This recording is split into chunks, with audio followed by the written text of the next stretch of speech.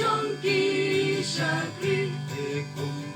kadeya ubangin saki Isnayani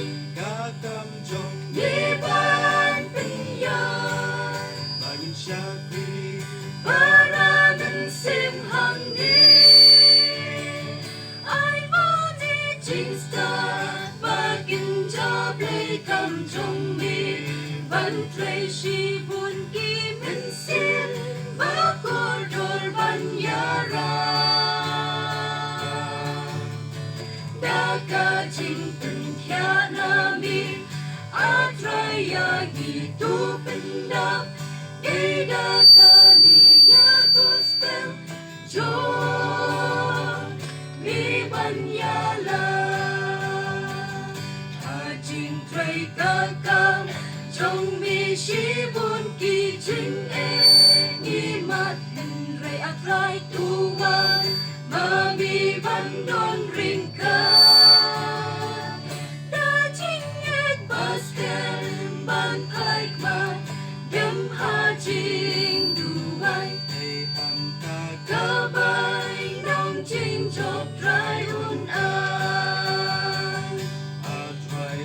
Isnayangi Kakam jong Liban penyan Bangin syakri Paranan simhang ni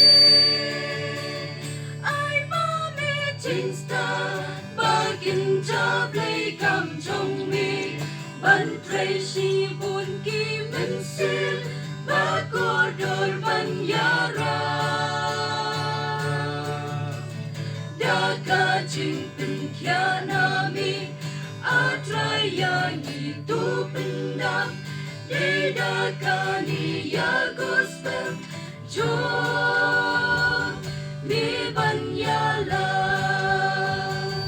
Kay niyay akir Mendu mensim jong mi pen Syad por bangin syakri para Riu kalong bakordon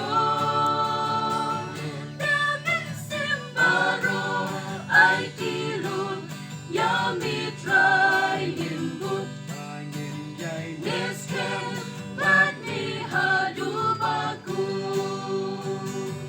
Atray to Isnayani Kakam jong Liban penyan Bangin syakri Para mensimhang ni